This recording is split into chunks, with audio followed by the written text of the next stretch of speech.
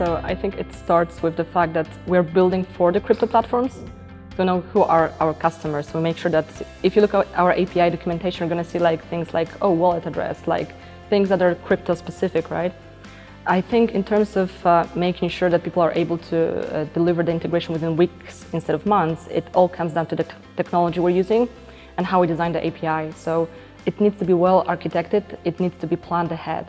So whenever we're deciding, like, let's add something to our API, we have a very strict process of, additions to our public API. It's like a contract, like it's something that you say, like, it's going to look at this, and it needs to be there like 2 years down the line, 10 years down the line.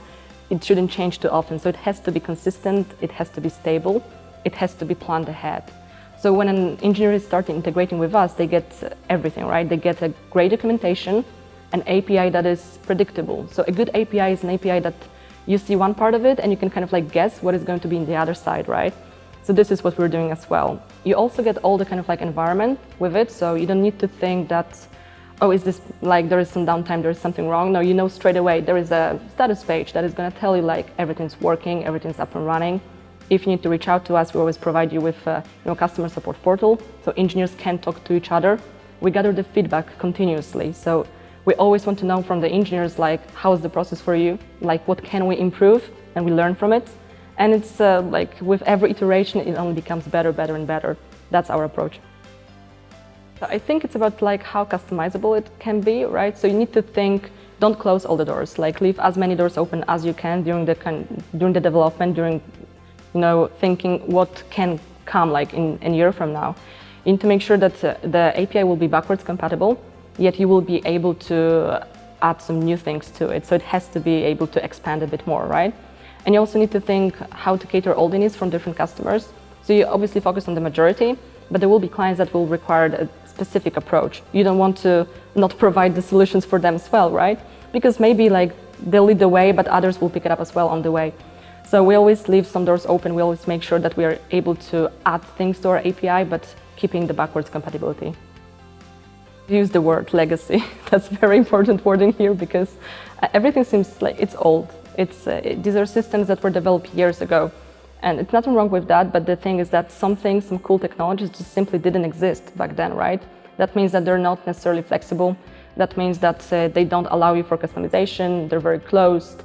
And instead of dealing with a developer-friendly API, you often need to deal with files, like exchanging lots of files through, for instance, SFTP. Something that is not going to be super optimized, something that may be slow, prone to errors, and requires much more planning ahead. So like to get to know the file structure, it takes much more time than just to kind of like read the documentation of an API. That's the biggest challenge. So what happens is that the integration then, instead of weeks, takes months. And this is exactly why we are here. So we're doing the heavy lifting because we've got a lot of experience with it. We're good at it. So we do the heavy lifting, we integrate with the core banking systems so that our customers can benefit from our nice API on top of it.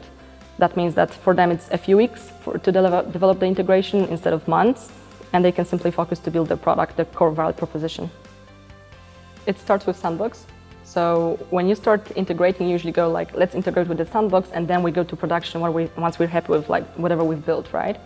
And I think that the experience should be consistent. So if you've developed the integration in the sandbox, it should be like a flip of a switch when you go to production, no changes. This is what like we've all integrated with other platforms in the past. We know how it looks like, we know the pain points, we know how annoying it is, right? So we make sure that it's not annoying for people who are integrating with us. And we don't take shortcuts. That means that even if building the solution, the perfect solution for somebody takes like more time, we still invest the time because ultimately it's all about the experience and first impressions. So whenever somebody reads our API documentation, they're very often like, oh, this is consistent, this is nice. And we want that feeling. Like we want to make sure that whoever's reading our API documentation is impressed with it, with the consistency, with how well it's developed, how we're doing error handling, all the other things. Because it needs to be, it needs to be consistent. It needs to be from the moment you start reading the documentation till the moment you're live in production, it needs to be perfect. But even after that, the support is important. Like you need to predict the fact that something will not work. There may be something that you didn't think of before, like when someone is integrating with us, and you need to make sure that if somebody needs the support, they know where to go to. So we do have customer support portal.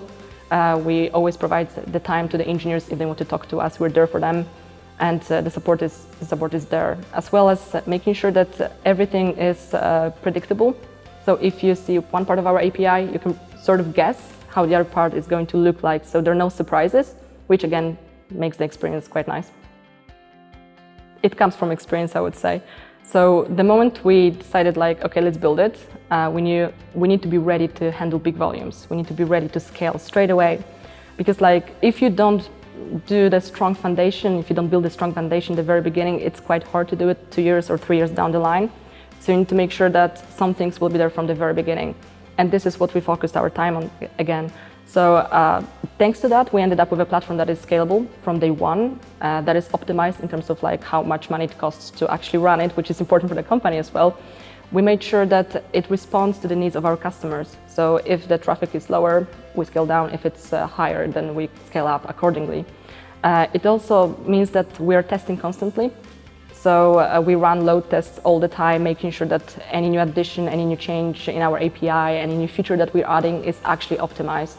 And we always make sure that we have our criteria, and good enough is very often not just good enough. We are aiming for the best as we can do at a time, because ultimately that is the experience that everybody will be like. We're dealing with money, right? We're dealing with transactions. We cannot just say, oh, whoopsie, it didn't work.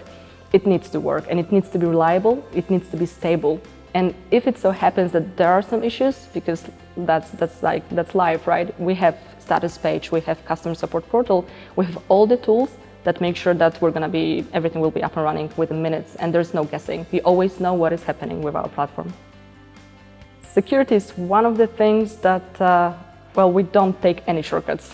It's the most important bit, because you need to protect not only the platform as a platform, because we're dealing with money, that's one thing, but you need to also think like who has access to the data. So it comes down to processes within the company, it comes down to how easy it would be to hack the company, the platform, and that's always on our mind. That's what probably keeps like half of the engineering team awake at night. It's like, is it secure enough?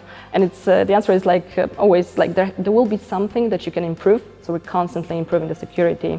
And whenever we're adding a change to our infrastructure or our platform as a platform, then we always think like, what is the risk here? Like, can we do it better? Like, would you be able to hack it? We constantly run security scans. We do pen testing all the time, and not just like the minimum that is required of us because we're a regulated company. We do much more than this, because security is, if you're hacked, that means that you put your customers kind of like at risk, and it's something that you simply cannot allow. So it's #1 priority for us.